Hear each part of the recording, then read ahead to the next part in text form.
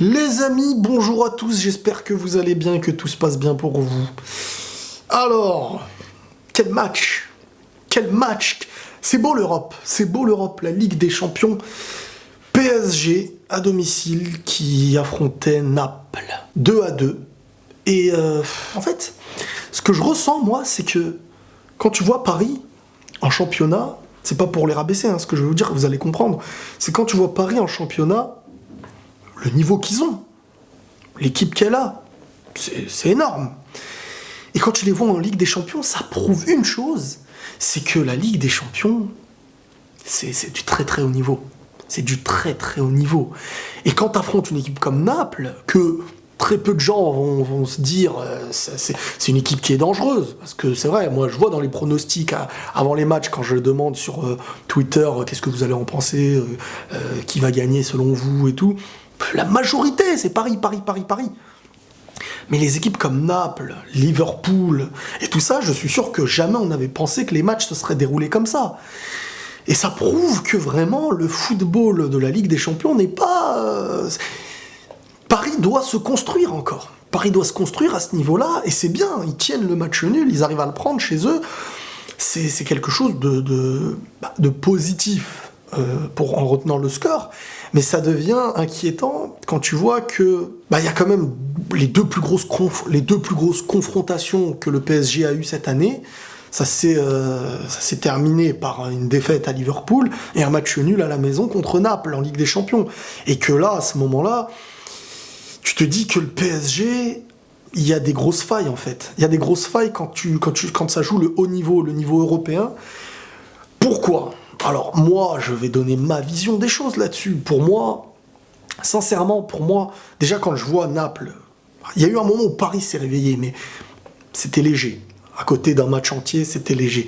Mais quand je vois Naples, Liverpool et le PSG, je vois au PSG des individualités, des caractères, des choses comme ça qui se mélangent ensemble pour former et essayer d'être une équipe qui va gagner. Quand je vois Naples et Liverpool, je voyais une seule équipe. Je voyais pas ce joueur.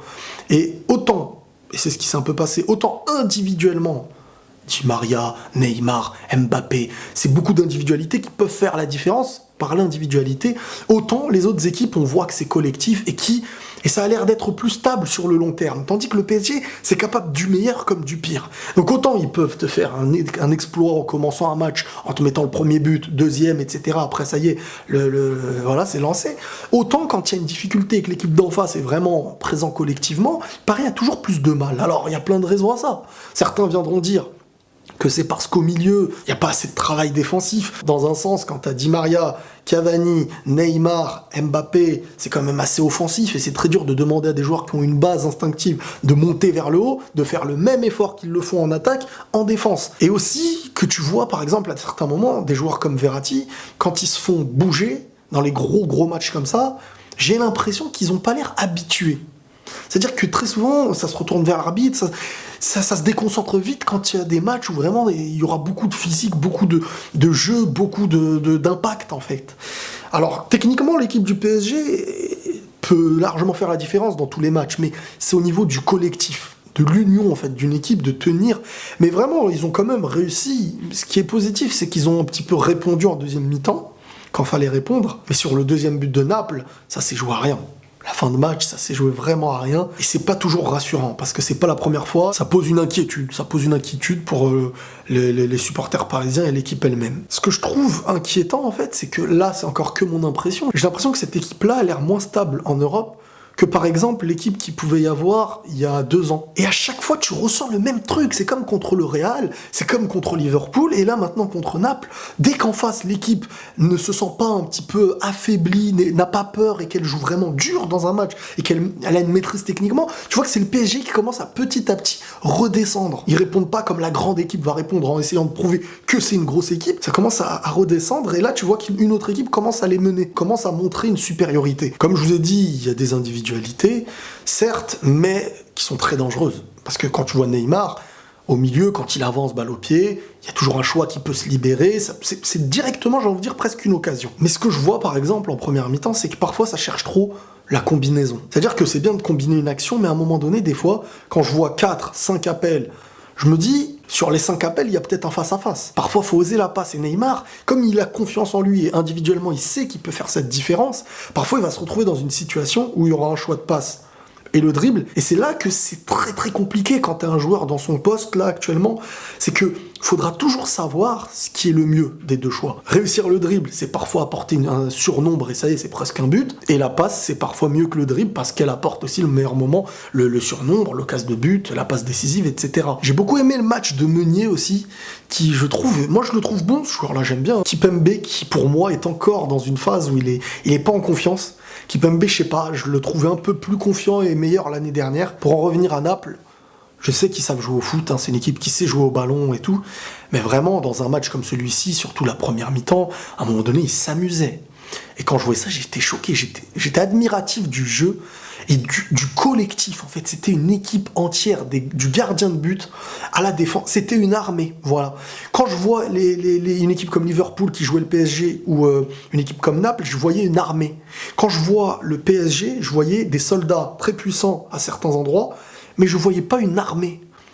Et forcément qu'à un moment donné, si les soldats qui sont très puissants n'arrivent pas à vaincre l'armée qui est collective, peut-être moins individuellement, mais c'est le collectif dans ces grosses compétitions qui te font gagner. Tu peux pas gagner ce genre de grosses compétitions uniquement avec une équipe qui a un caractère par-ci, un caractère par-là et tout.